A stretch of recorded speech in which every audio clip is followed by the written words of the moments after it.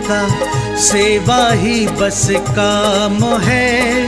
सहभागी बन पुण्य कमा लो, सबसे ये आह्वान है।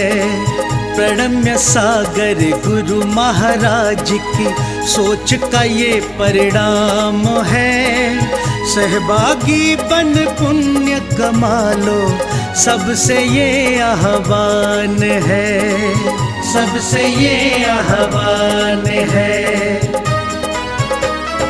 अरहम योग प्रणेता ने ये पावन दीप जलाया है। साधर्मी का बने सहारा, बीड़ा ये ही उठाया है, बीड़ा ये ही उठाया है। चलो उन्हें खुशियों से मिलाए, बड़ा पुण्य का काम है। सहभागी बन पुण्य कमा लो, सबसे ये आह्वान है, सबसे ये आह्वान है। जीवों के भोजन का प्रबंधन, असमर्थ बच्चों को शिक्षा, रोजगार की करें व्यवस्था। मांगे ना कोई भिक्षा, मांगे ना कोई भिक्षा। अरहम जीव दया भारत बस करती ये ही काम है। सहभागी बन पुण्य कमा लो, सबसे ये आह्वान है, सबसे ये आह्वान है। गाय धरा पे रहे सुरक्षित, गौशाला है बनवाई। जीव जंतु की भोज व्यवस्था सुंदर रूप से करवाई, सुंदर रूप से करवाई। साधर्मी भूखा ना सोए, रखना सबका ध्यान है। सहभागी बन पुण्य कमा लो, सबसे ये आह्वान है, सबसे ये आह्वान है। साधर्मी रोगी के इलाज को हम मिलके हैं करवाते। जाने कितने असहायों को राशन घर में पहुँचाते, राशन घर में पहुँचाते। लक्ष्य हमारा उन चेहरों पे लानी बस मुस्कान है। सहभागी बन पुण्य कमा लो, सबसे ये आह्वान है, सबसे ये आह्वान है। दान धर्म ही साथ जाएगा, बाकी सब तो धोखा है। पुण्य के भागी बन जाओ, ये बड़ा ही पावन मौका है, बड़ा ही पावन मौका है। जुड़ के जीवन सार्थक कर लो, पावन ये अभियान है। सहभागी बन पुण्य कमा लो, सबसे ये आह्वान है, सबसे ये आह्वान है।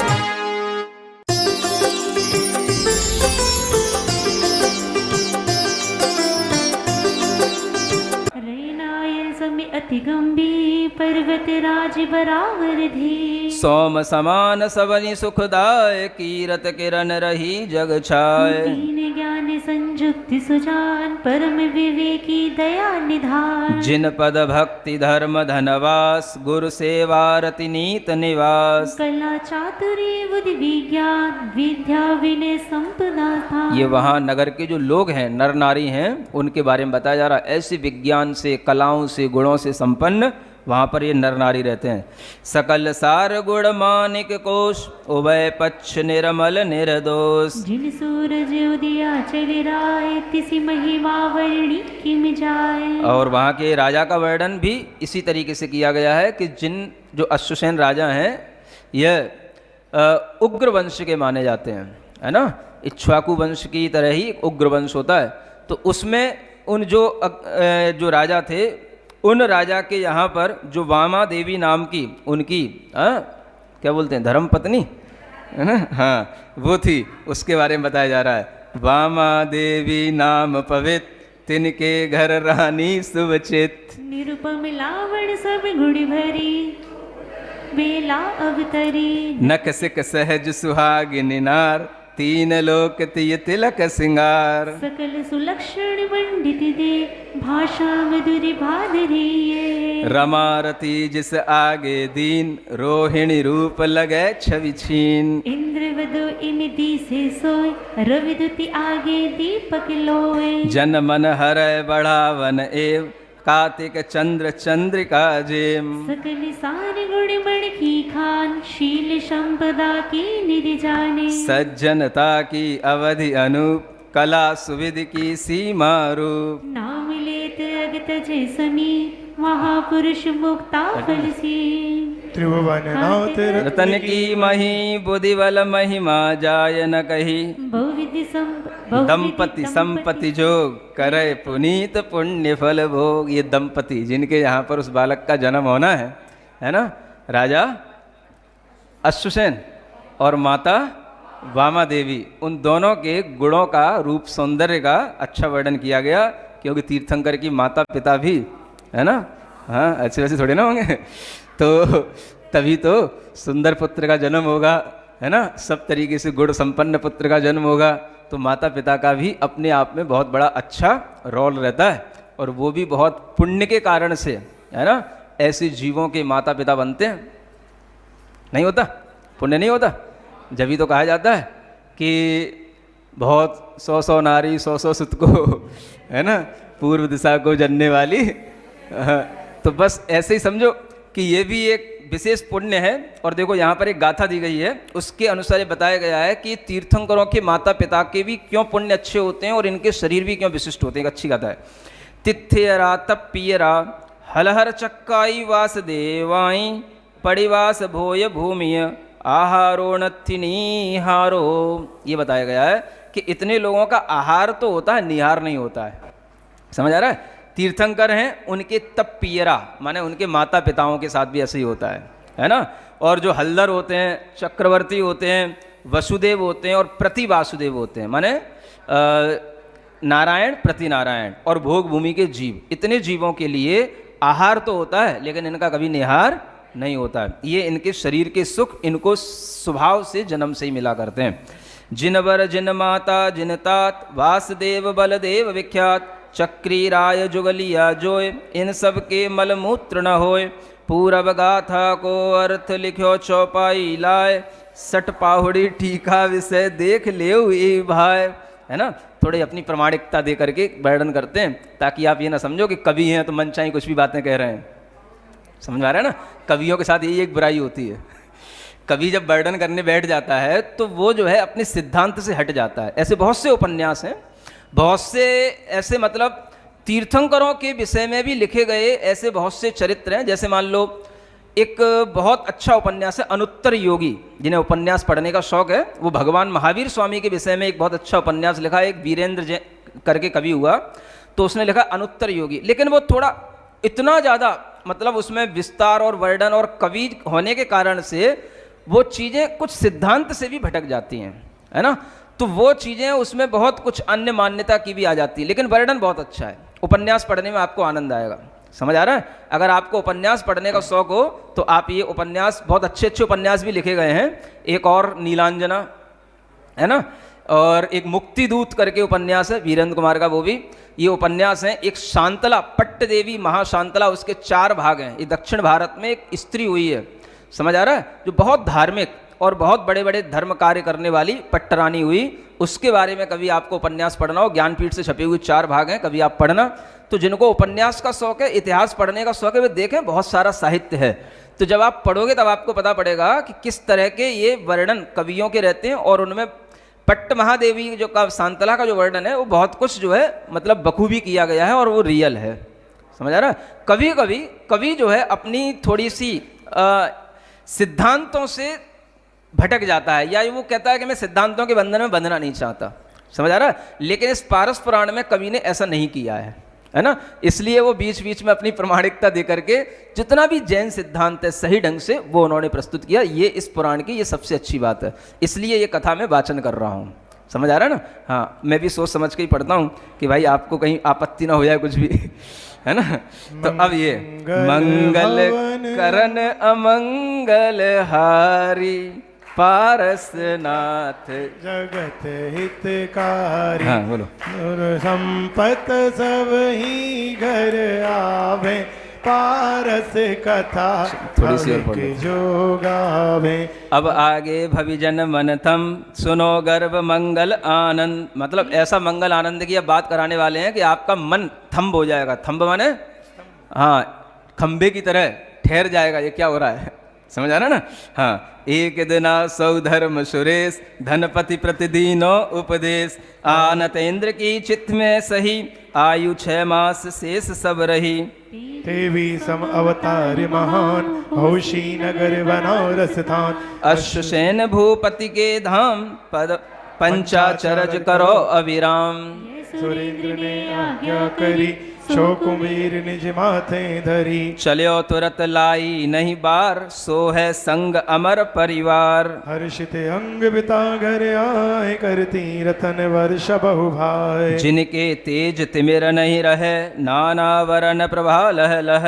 ऐसे निर्वीलक नग धूर वर्षे नृप के आंगन पूर। हाँ, अब देखो इंद्र ने इस चिंता इंद्र को रहती है, कौन से स्वर्ग का कौन सा इंद्र कौन सी भूमि में किस क्षेत्र में जाकर के तीर्थंकर के रूप में जन्म लेना। 6 महीने पहले से अलर्ट होना है। समझ आ रहा है? हाँ, नहीं तो वारंट आ जाएगा। हाँ, 6 महीने पहले से, उसमें कोई भी एक दिन भी आगे पीछे नहीं हो सकता है। समझ आ रहा है ना? हाँ, अपने आप सबसे बड़ा ये शक्तिमान, इसको बोलते हैं आत्मा, है ना, पुण्यवान आत्मा, कि उसके पुण्य से 6 महीने पहले इंद्र के दिमाग में आ जाएगा। कभी भी वो लेट लतीफ नहीं हो सकता, कुबेर को आज्ञा देगा। ये तीर्थंकर बनने वाला जीव है, आनत स्वर्ग से च्युत होकर के बनारस में वामा देवी के उर में जाने वाला है। 6 महीने इसकी आयु शेष बची है। कुबेर जाओ बनारस नगरी को सजाओ और जितना भव्य से भव्य बना सको बनाओ। मैं जब आऊं तो देखने को मिलना चाहिए कुछ है, तुमने कुछ अच्छा किया है। समझ आ रहा है? मैं बाद में आऊंगा 6 महीने बाद, तुम पहले जाओ नगरी सजाओ। समझ आ रहा है? और उस नगरी में कोई भी दीन दरिद्री नहीं रहना चाहिए, हर कोई प्रजा सुखी मिलनी चाहिए। मैं जब बिल्कुल वहां पर जब इंस्पेक्शन करने आऊं तो मुझे कोई भी कमी नहीं दिखनी चाहिए। और उस इंद्र की आज्ञा को माथे पर रख करके, समझ आ रहा है, अपने और देवों के साथ में परिवार के साथ में वह कुबेर वहां जाता है और वहां जाकर के 6 महीने पहले से सारी नगरी सजाता है। माता पिता की सब सेवा करने के लिए सब नियोग लगा देता है, आपको ये करना है, आपको ये करना, आपको ये करना। सब देव देवियां घर में भर जाते हैं।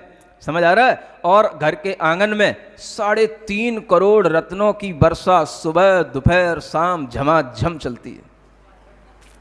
समझ आ रहा है? हाँ, बटोरो कितने बटोरना है, लो कितने लेना है, भर लो बोरा बोरा लाओ। समझ आ रहा है? इतना सबके लिए जितना चाहिए लेके जाओ। किसका जन्म होने वाला है? हाँ, ऐसा वैसा थोड़ी ना। समझ आ रहा है? तीर्थंकर बालक का जन्म होने वाला है, जो 3 लोक का स्वामी है।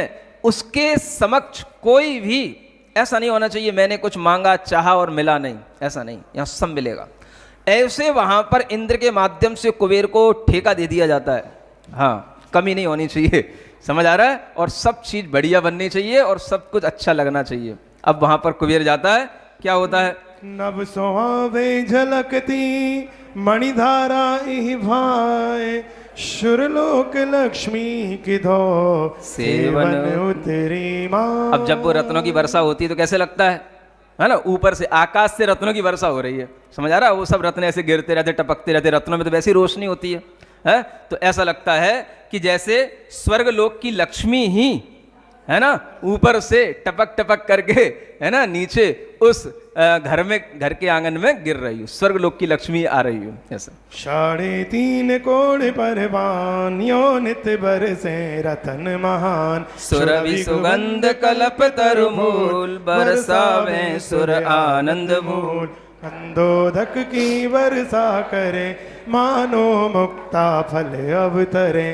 प्रतिदिन दैव द्वंद भी बजे कि दो महासागर यह गए। देखो ये 5 आश्चर्य हैं, केवल रत्नों की वर्षा नहीं होती है, 5 आश्चर्य होते हैं। ये 5 आश्चर्यों के नाम लिखे हैं। एक तो रत्नों की वर्षा होना, दूसरा गंधोदक वृष्टि होना, माने हल्की हल्की ऐसी फुहार, जैसे आप ये पंखा लगाते हो ना, सुगंधित पंखे जब चलते हैं, किसी की बारात निकलती तब, है ना, हाँ, ये कहीं कोई फंक्शन होते बाहर लगवा लेते हो, ऐसी गंध, इसको बोलते गंधोदक वृष्टि। आप तो आर्टिफिशियल बनाते हो, वहाँ हमेशा ऐसा लगेगा पूरे वातावरण में छाई हुई, सब लोग उसका आनंद लेंगे ये। और प्रतिदिन देवों के द्वारा दुंदुभी बजेगी, बड़े बड़े ढोल, बड़ी बड़ी क्या बोलते हो, नगाड़े, और वो सब तुरही सब बजेगी बड़ी बड़ी।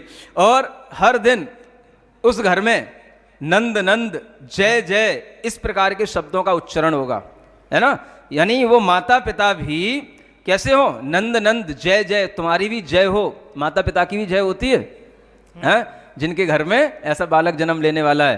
तो ये जो है 5 आश्चर्य हैं जो केवल उन तीर्थंकरों के गर्भ के समय पर ही होते हैं, ये बताया जा रहा।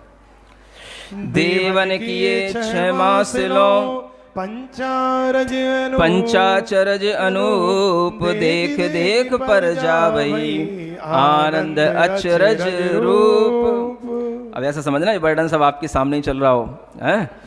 यो अति आनंद सो दिन जाही, माता मगन सुखो दधिमाई, मानिक जटल मनोहर धाम, रतन पलक मणिमय दीप जहाँ जगमग, अति सुगंध आवत अलिपग।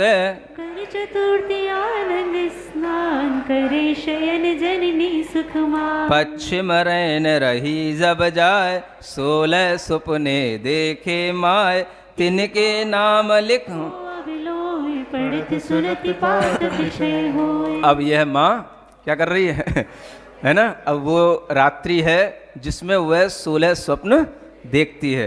उन 16 स्वप्नों का वर्णन यहाँ किया जा रहा है। स्वप्नावली 16 19 जिन राज जन्म सूचक पुनीत, ऐरावत हाथी प्रथम दीश, मद गीलो गंड विशाल शीस। देखो डंकारत वृष भाराज, अति उज्जल मोती वरण भ्राज। देखो पंचानन धवल देह, निज नाद करे ज्यों सरग गेह। देखो मणि आसन शोभामान, तह हेम कलश कमलासन नान। ये पद्दड़ी छंद है, ढंग से पढ़ो। देखो 2 पावन पहुपमाल, भ्रमरावली बेढ़ो अति विशाल। रवि मंडल देखो तम दलंत, उदयाचल ऊपर उदयवंत। संपूर्ण तारापति विमान, तारावली मध्य विराजमान। जलते रत मनोहर मीन जोट, देखे जिन जननी पलक ओट। देखे चामी कर कलश दोय, अति झलके वारी जड़ें किसोय। देखो कमलाकार कमल छत्र, बहु हसी हसन और रवन। बहु हंसी हंसन सो रवन, हंसी हंस से सहित कमलाकर। देखो रयनायर गर्जमान, पुनि सिंह पीठ माणिक निधान। फिर देखो देव विमान, जोग ध्वज घंटा झालर सो मनोग। प्रगट्यो महिकोरि वनीन्द्र धाम, मणि कांचनमय नयनाभिराम। मुनि रत्न राशि देखी, अनूप इंद्रायुध वरण विचित्र रूप। निर्धूम वनंजय दीपमान, दे देखे 16 स्वप्न जान। अब ये 16 स्वप्न के बारे में तो आप जानते ही हो, है ना, पंच कल्याणक देखते ही रहते हो, सो आपको सब पता ही है, कहीं कहीं मंदिर की दीवारों पे भी बने ही रहते हैं। तो अब इनके फल क्या हैं उन 16 स्वप्न के? गज प्रवेश मुख कमल में, सुपनांत अविलोय, सुख निद्रा पूरी भई, भयो प्रात तम खोय। सबसे अंत में ये 16 स्वप्नों के बाद में ये अलग एक चीज है, गज, है ना, प्रवेश मुख में करता हुआ दिखाई देता है। यह होने के बाद में फिर वह जब नींद सुबह की पूरी हो जाती है, तब प्रातःकाल जग कर के वह रानी अपने राजा के पास में पहुंचती है। पूर्व दिनाकर दिवाकर उ गयो तिमिर सुख दुखदाय, सुनी भरम भाव मिट जाय। मद तेज तारे भय कछु दिखे कछु नाय, ज्यो तीर्थंकर के उदय पाखंडी छिप जाय। सूरज वंशी जे कमल किले सरोवर माय, ज्यो जिन बिंब विलोकिके। विलोचन विकसाय, चंद विकासी कमल जे विकसत भय न सोय। ज्यो अजान जिन वचन सुनी, मुदित मूल नहीं होए। चक्रवाक हरखित भये, ज्यो जिन मत संजोग। जीव सुमति प्रिय नारी को मिट्यो अनादि वियोग। धू धू गढ़ भूतल विषय, आधे भय असूझ। जैन ग्रंथ के रहज में, जो परमति अभूज। कमल कोश मधुकर बंधे, छुटे जग्यो सिर भाग। यथा जीव जिन धर्म सो, मुक्ति होए भव त्याग। पथिक लोग मार्ग चले, सूजे घाट को घाट। जिन धुनि सुनि जूझे, यथा स्वर्ग मुक्ति की बाण। ई विधि भयो प्रभात शुभ, आनंद भयो अतीव। धर्म ध्यान आराधना, करन लगे भवी जीव। अभी तो सुबह हुई है ना। सुबह का बात बताई गई कि जैसे सूर्य के उदय होने पर जो धूधू घुघू होते हैं, क्या बोलते हैं उनको, उल्लू, है ना, उनको फिर कुछ दिखाई नहीं देता, और जो कमल होते हैं वो विकसित हो जाते हैं। समझ आ रहा है? इसी तरीके से जब जिन भगवान का जन्म होने को होता है तो मिथ्या मत तो दूर हो जाते हैं, और जो भव्य जीव हैं उनके हृदय प्रसन्न हो जाते हैं, है ना। ऐसी मानो एक नई सुबह, एक नई प्रभात हुई, और उस प्रभात में होने पर सभी जीव धर्म ध्यान से आराधना करने लग जाते हैं, सब आनंद में लीन होते हैं। उस समय पर जिन जननी, हाँ पढ़ो, जिन जननी रोमांचितन। जगी मुदित मुख जान, किधो संकटक कमलनी, विकसी निसि अवसान। मंगलिक वादित्र धुनि, सुनि वंदी जनगान। उठी सेज तज सुख भरी, धर्यो ही ये शुभ ध्यान। सामायिक कवि आदरी, वाह, सामायिक भी करती है तीर्थंकर की माँ, सुन रहे हो।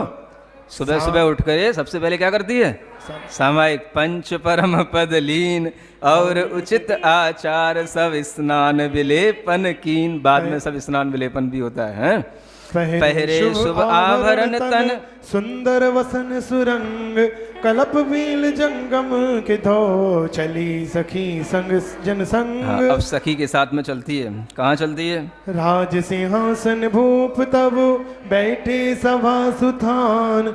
देवी आवत देख के, कियो उचित सम्मान। देखो, आप कहते हो नारियों का सम्मान नहीं होता है ना, हमेशा से, है ना, पति देव है अपनी धर्म पत्नी का हमेशा से सम्मान करते आए हैं, है ना। वो राज सिंहासन पर बैठे हैं, तो वो जब पत्नी आती है तो उसके लिए भी आदर की दृष्टि से देखते हैं, और उसे भी अपने बगल में सिंहासन पर बिठाते हैं। समझ आ रहा है? तो ये नारियां आजकल क्यों रट लगाती हैं, हमारा सम्मान नहीं हो रहा, नारी सम्मान, नारी सम्मान, नारी सम्मान। ये तो अनादिकाल से होता है? जैन धर्म की नारियों को तो ये हमेशा गौरव होना चाहिए कि जैन दर्शन में तो हमेशा से नारियों का सम्मान होता है। समझ आ रहा है? ये तो जिनके संप्रदाय में और जिनके यहाँ नहीं होता हो, वो लोग ऐसी बाट लगाएं, वो लोग ऐसी आवाज़ लगाएं, तुम लोग क्यों उसमें शामिल हो जाते? कभी आप ये भी तो बोला करो कि जैन धर्म में तो नारियों का हमेशा से सम्मान रहा है, जैन धर्म की नारियां हमेशा से सुशिक्षित रही हैं, जैन धर्म की नारियां हमेशा से शीलवान और सज्जन रही हैं, हमेशा से गुणवान और कलावान रही हैं, कभी भी अनपढ़ नहीं रही हैं। समझ आ रहा है? तो आप लोगों को क्यों ये बात आती है ना, कि नारियों का सम्मान होना चाहिए, नारी पीछे नहीं रहती है, और नारी भी, हम भी नारी हैं और हम भी सबके आगे हैं। तुम तो वैसे ही सबके आगे थी, हैं? तो जो लोग नहीं हैं आगे, वो अपने लिए लगाएं आवाज। समझ आ रहा है? आप लोगों को तो एक गौरव होना चाहिए कि हमारे यहाँ पर हमेशा हमको उचित सम्मान मिला है। समझ आ रहा है? धर्म सभा में भी और घर के अंदर भी नहीं मिला। समझ आ रहा है? हाँ, धर्म सभा में भी सबसे ज़्यादा संख्या मिलती है, सबसे अलग कोठा मिलता है, सबसे अलग व्यवस्था मिलती है। क्या समझ आ रहा है? कब मना किया गया है ना? तो ये सोचो, जो देश के लोग आज जिन चीज़ों की मांग कर रहे हैं, हम लोग तो उनसे पहले से ही भरे पूरे हैं। समझ आ रहा है? लेकिन दुख तब होता है जब जैन नारियों को ही ये सब चीज़ मालूम नहीं होती है और उन अज्ञानियों के साथ में खड़ी हो जाती हैं। समझ आ रहा है ना? तब थोड़ी सी पीड़ा होती है कि अब ये कौन सी मांग करने जा रही हैं, अब ये क्या पुरुषों के सिर पे चढ़ने जा रही हैं, हैं? अब क्या बाकी रह गया? सिर पे चढ़ के बैठना है क्या? क्या बाकी रह गया? पुरुषों से आगे बढ़ने का मतलब क्या होता है? क्या करना चाहती हो? हैं? तो जो अपनी मान मर्यादा है उसमें रह करके जो करना है उसके लिए तो कभी मना था ही नहीं। समझ आ रहा है? राजाओं ने भी और हमेशा जिन धर्म के धार्मिक लोगों ने नारी को हमेशा शिक्षा दी है, हमेशा सम्मान मिला है। और जो भी आप कभी पुराण की कथाएं पढ़ोगे आपको हमेशा दिखेगा नारी के लिए हमेशा जैसे उसके भाव हुए उसके अनुसार उसकी भाव की पूर्ति उनके माता पिताओं ने हमेशा की है। समझ आ रहा है? कल एक अनंतमती की कथा मैंने बच्चों को सुनाई थी, है ना? आप कभी अलग से सुन लेना, मिल जाएगी आपको सुनने के लिए, है ना? आजकल तो सब चीज़ें आपको आपके मोबाइल पे मिल ही जाती हैं, तो सुनना कितनी अच्छी उस कथा के अंदर से भाव निकलता है। माता पिता ने अगर बच्ची के लिए, बच्ची ने कहा मैंने तो व्रत ले लिया, समझ आ रहा है? अब माता पिता ने इतना तो कहा कि मैंने तो तेरे विवाह का इंतजाम कर लिया और तू कह रही व्रत ले लिया। कब ले लिया व्रत? अरे जब आपने लिया था अष्टानिक में। अरे मैंने तो 8 दिन के लिए लिया था, मुझसे तो कुछ कहा ही नहीं था कि 8 दिन का लेना है 10 दिन का लेना है, मैंने तो व्रत माने व्रत। समझ आ रहा है? तो अब माता पिता ने उसकी भावना का अनादर नहीं किया। उसको अगर व्रत के साथ रहना है, चल ठीक है, तुझे धर्म ध्यान से अपना जीवन बिताना है, चल तेरे लिए पढ़ने की व्यवस्था कर दी, शास्त्रों की व्यवस्था कर दी, पंडित लगा दिया, चल अच्छे ढंग से पढ़, धर्म कर, तुझे जैसा अच्छा लगे वैसा कर। समझ आ रहा है? तो वो भी एक पढ़ाई है, वो भी एक शिक्षा है। तो धर्म शिक्षा भी दी जाती है। आजकल के अनपढ़ माता पिता कभी अपने बच्चों को धर्म शिक्षा देते ही नहीं। जैनियों के माता पिताओं को दुख देख करके हमें इस बात का होता है कि वो अपने बच्चों को बड़ी बड़ी ट्यूशन कोचिंग के लिए तो खूब भेजते हैं, लेकिन धर्म शिक्षा के देने के रास्ते पर कभी भी बच्चों को आगे नहीं पहुंचाते। समझ आ रहा? ऐसे पढ़े लिखे जो जैन लोग हैं उनको हम पढ़ा लिखा कहने में भी हमें अच्छा सा नहीं लगता है। समझ आ रहा है? हाँ, पढ़े लिखे तो हम उन्हीं को कहें जिनका दिमाग इतना खुला हुआ हो, जो ये समझते हो कि धर्म की शिक्षा भी बच्चों के लिए आज आवश्यक है, वो भी उन्हें उतनी जरूरी है जितनी हम उन्हें दूसरी शिक्षा दे रहे हैं। समझ आ रहा है? इतना खुला वातावरण अगर हमारे पास होगा तभी धर्म की उन्नति होगी। तो पहले के जब हम कथानक पढ़ते तब हमें पता पड़ता है कि माता पिता कितना बच्चियों की बात मानते थे, कितना उनके भावों का आदर करते थे। अगर उसका विवाह करने का मन नहीं है, ठीक है ना कर। आज के माता पिता तो जबरदस्ती गला पकड़ लें। समझ आ रहा ना? हाँ, ये ऐसा कैसे होगा, ऐसा कैसे चलेगा, क्या करेगी, कहाँ रहेगी? समझ आ रहा? जैसे कि सारा का सारा ठेका उन्हीं ने ले रखा है। पता पड़ा कि खुद तो आत्महत्या करके मर के चले गए, उसका कुछ पता नहीं है, अब क्या करेगी, कहाँ रहेगी? तो ये सब जितनी अज्ञानता में हम लोग जीते हैं, हम थोड़ा सोचा करें। कभी भी पुराण ग्रंथों को पढ़ोगे तब आपको पता पड़ेगा बेटे बेटियों को जितना आदर सम्मान पहले मिलता था आज भी उतना नहीं मिल रहा है। समझ आ रहा है? अगर आप देने लगोगे तब आप वास्तव में आपका चित्त उदार बनेगा, तब आपको समझ में आएगा कि जैन धर्म कितना विशाल है। धर्म की शिक्षा हाँ, हर चीज के लिए बच्चों को प्रोत्साहित करना, सन्मार्ग के लिए, अच्छी शिक्षा के लिए। तो दुख तब इस बात का होता है जब अच्छी शिक्षा के लिए प्रोत्साहन नहीं मिलता। समझ आ रहा है? एक एक विषय की 10-10 ट्यूशनें लगाना, दिन भर बच्चों को बिजी रखना और कुछ भी करें उसके लिए तैयार रखना, लेकिन कभी भी धर्म शिक्षा के लिए आगे नहीं आने देना। ऐसी मानसिकताओं वाले जो माता पिता होते हैं उनके लिए सोचना है कि ये जैन धर्म के अनुकूल नहीं हैं ये लोग, है ना? ये इसलिए बताया जा रहा है। देखो, रानी आते ही राजा के नयन विकसित हो जाते हैं, खिल जाते हैं, रानी आ गई। कितना बड़ा सम्मान चाहिए आपको, और क्या चाहिए? हैं? नैनों में ही तो इसने होता है, और कहाँ होता है? हाँ, अकारण नहीं। जब भी वह इस तरह से रानी आती है तो राजा उसे स्नेह की दृष्टि से आदर दे करके अपने पास में बुलाता है, बिठाता है ना, ये नारी का सम्मान है।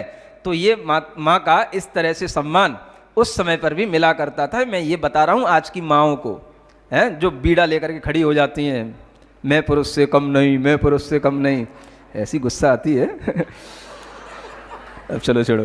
अर्धासन बैठन दियो, जोग बचन मुख भास, यो रानी विकसत वदन, बैठी भूपति पास।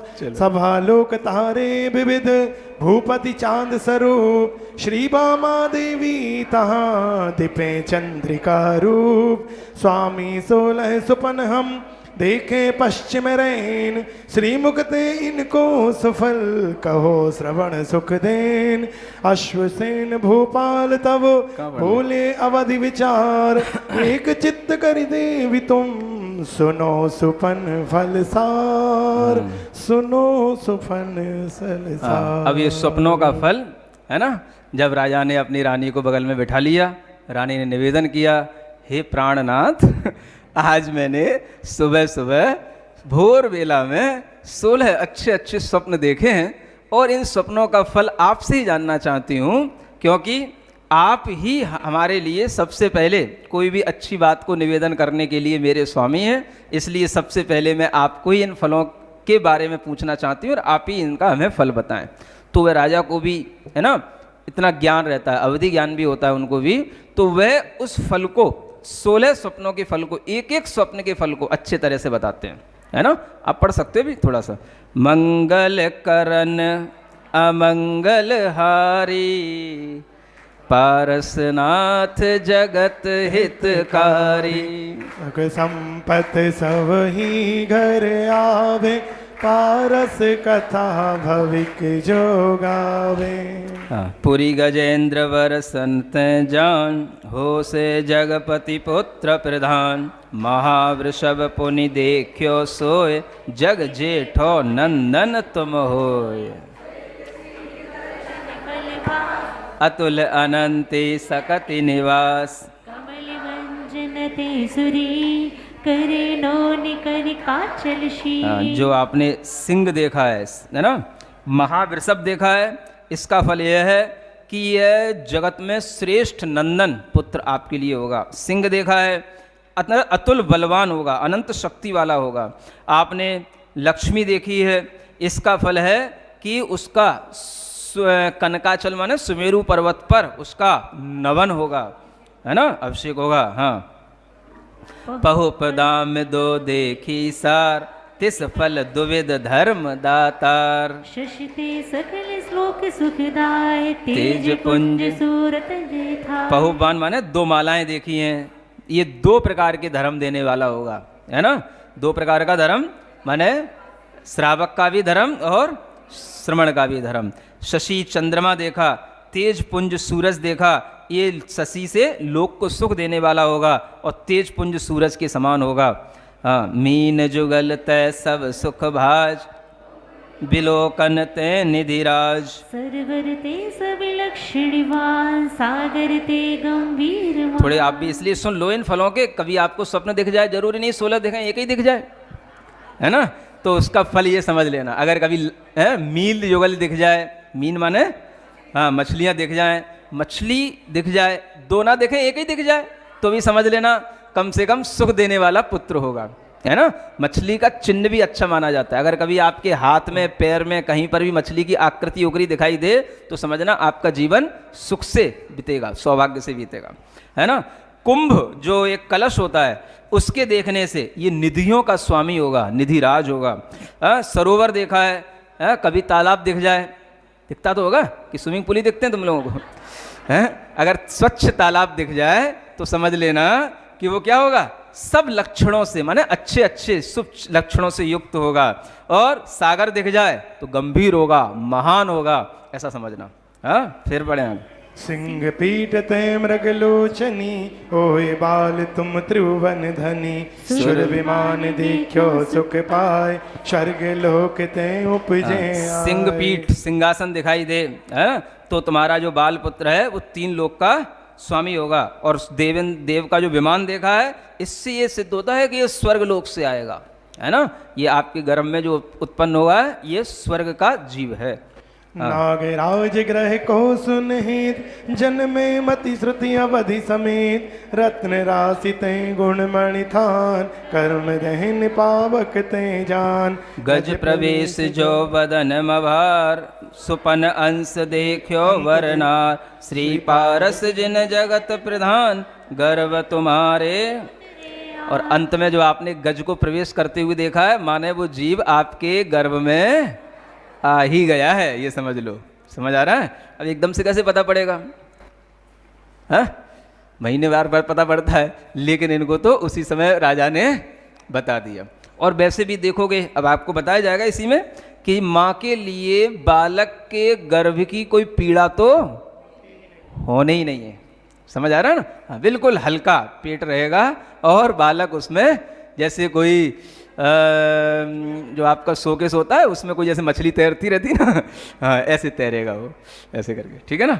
हाँ, मुनि सुनी बामा देवी सुपन फल रोमांचित तन भूर सुवचन जल सींचत के धो उगे हरस अंकुर। अब सौधर्म सुरेश विचार स्व गर्भ अवसर निर्धार कुलगिरि कमलवासिनी जे श्री आदिक देवी सुन गे। तिन्हें बुलाए कयो शुभ भाव अश्वसेन भूपति घर जाव बामा देवी के उर थान रवि समझन उतरे हैं। जन्म का जब अवसर आ जाता है, जन्म हो गया समय ना, तो जन्म के अवसर पर जब जन्म होना होता है तो कुल देवियां होती हैं, कुलाचल पर्वतों पर रहने वाली भी, और उधर के जो रुचिक वर्ग वगैरह पर्वत होते हैं 13वें नंबर के, उनकी भी देवियां होती हैं। तो सौदामिंद सबको आज्ञा देता है, तुमको कहाँ जाना है?